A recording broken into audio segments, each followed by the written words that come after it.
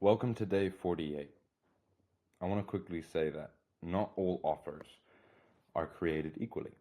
Some companies are going to cap your income, they're going to waste your time, and they're going to kill your momentum.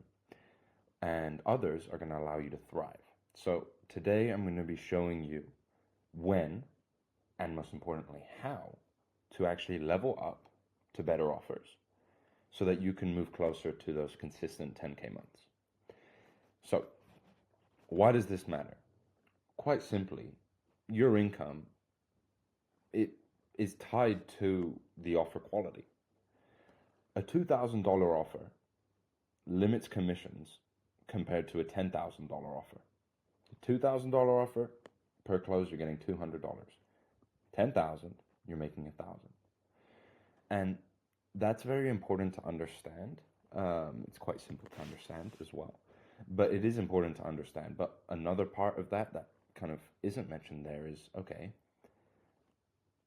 if you can take more calls with quality leads on a 2K offer, you could even make more than selling a 10K offer, right? But it all depends on the lead quality and the quantity of meetings getting booked into your calendar. Because if you're speaking with people who are financially disqualified for whatever reason, maybe because the setters aren't doing a good job, maybe because the ads and the content aren't attracting the right kind of people, that means that you're just wasting your time. But if you're selling something where your calls are fully booked with people who want what you have, they have the money to buy it, it's much easier to sell, obviously. What you're also looking for as well is something with the right founder, the right system, like I said there, because that's going to allow you to thrive. I see a lot of beginners really get stuck too long in the badly structured offers, the ones that are low paying, the ones that don't have the right systems in place. Um, we'll talk about that shortly because, especially when you're starting out, it's okay to work those offers, but you don't want to stay there too long. And it's important to identify when you need to leave. And that brings us quite nicely into signs that it's time to move on from the offer. So, kind of red flags to look out for. Obviously, we've mentioned this. It's low ticket, so it's under 5K. That's obviously not what we want to be doing. If the founder isn't creating content, if the founder isn't, you know, bringing people towards the company, whether it's for advertising or content, whatever it is, that's a red flag. That's a bad sign. Because you want to obviously have people coming to you. That's the whole point of this industry, right? You don't want to have to be going looking for leads and opportunities to make money. On top of that, it's poor client success or no client success at all, no testimonials, no defined kind of sales process, random calls, random outcomes. It's not clear what frameworks to follow and how to pitch, and what you're selling is a bit wishy-washy, and the prospects, most importantly, don't understand what they're on the call for. That's a big red flag. But that can get fixed pretty easily. It's just about kind of putting more, I guess, resistance from the setters and the content. Then it's also low volume of calls, right? Because this means you can't get enough reps, right? I've spoken about the importance of obviously role playing a lot, but you need to be, doing the real thing a lot too. It's the same reason if you follow football or soccer, right? You'll have players who they play for a really good team, right? But they're young and they're not going to get a lot of minutes working for that team, playing for that team. So they decide to go to another team which is not as good, but that will allow them to give them the minutes that they need to develop and to improve in real game time, because they can keep training and training and training, but you need the real thing, because that's really how you can actually spot serious weaknesses, serious flaws in your game. Review real game tape is much more valuable than reviewing role plays all the time. So it's important to note that basically, if you're unable to grow financially, that means the company isn't growing financially either. And that means it's time to leave, right? It's time to move on when you see that your income is capped at this level that you're not happy with. Now, obviously, being early on, being early on in your journey, you want to gain as much experience as possible, as much credibility as possible, so that you can actually, say to people who are going to potentially hire you in the future that you actually, know what you're talking about. You know how the game works, the sales process, frameworks, things to improve show rate, things to improve close rate, all of this stuff, because that makes you a more valuable asset. Now, what do we want to look for in a better offer? Like I said, price points over 5K. The founder creates content pretty consistently. They build an audience. They bring a lot of people into the kind of ecosystem. They bring people towards the service. There's a clear kind of structure in the sales team. There's setters, there's closers, there's a clear system, clear framework. Healthy client success is another one, right? Testimonials, case studies. They're also very transparent with their data, right? The cash collected, the close rate, the show up rates.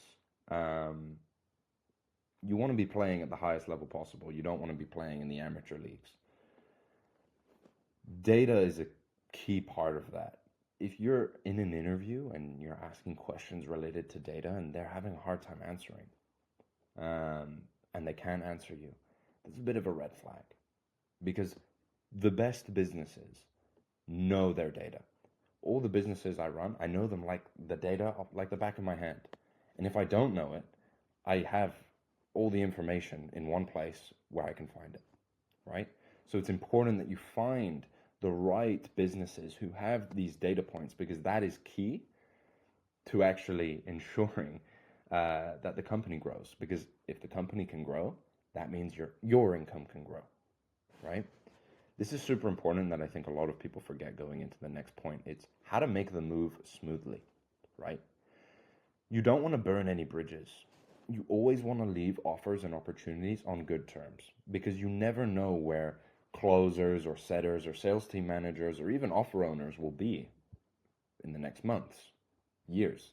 They might change, they might get their shit together. They might, improve and scale further than you in the time frame, since you've left. So it's always good to leave, in on good terms. What I would always recommend is when you leave, you offer to train and like replace and train yourself, like the new person, right? So you're leaving a hole in their business. The worst way you can leave is just one day saying, "Yep, I'm leaving." The best way you can leave is saying, "You know what? Like, I feel like it's time for me to move on. I feel like I've kind of reached a point where I could be earning more, and I can kind of see this isn't really the place where I can do that.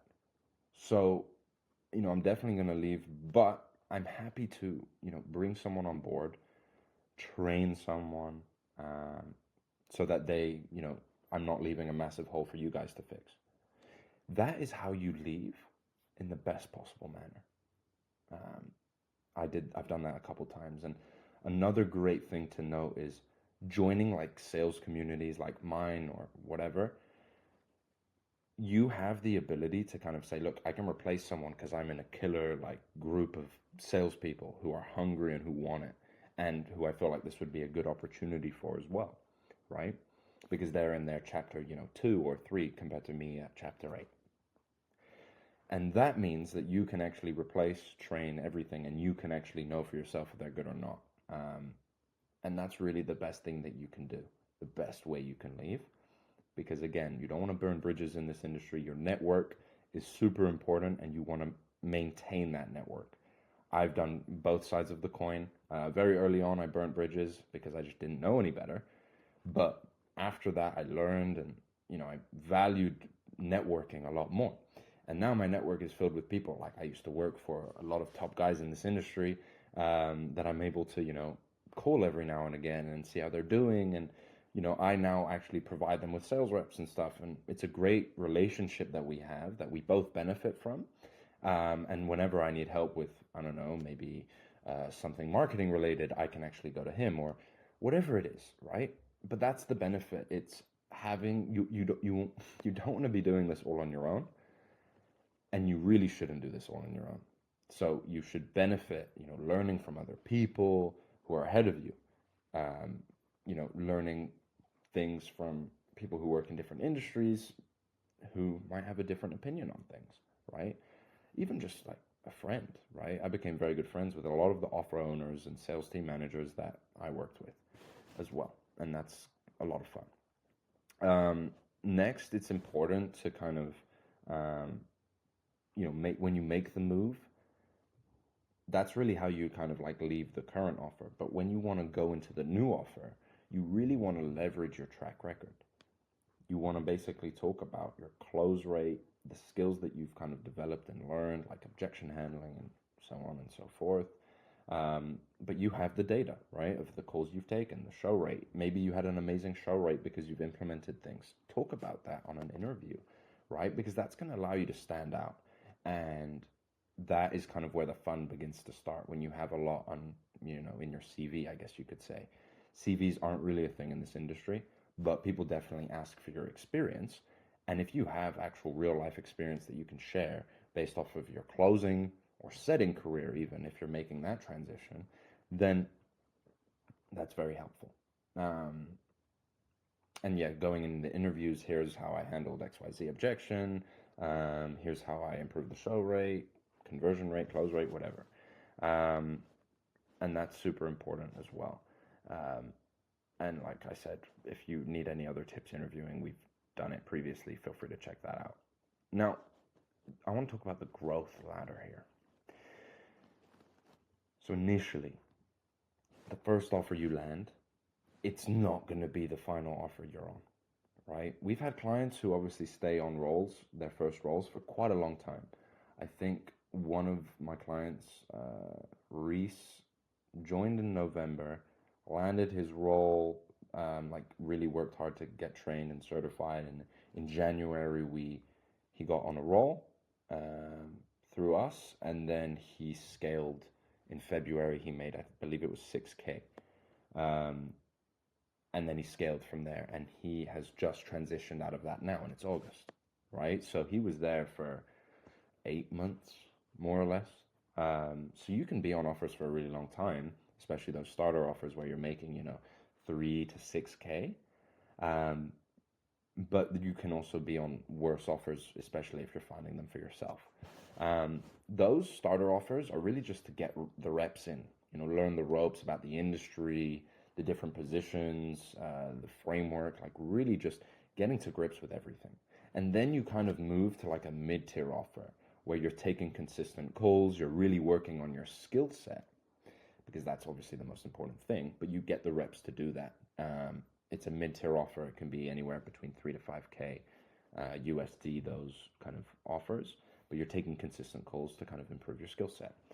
After that, high ticket, 10K plus offers, proven systems, lots of content. They're going in a hungry market. They're an A player in that market. They're one of the industry leaders. And you are, taking a lot of calls, closing a lot of deals, making a lot of money, right? Like I said, your first offer is not your forever offer. You need to use your first kind of getting that starter offer. It's stepping stones, right?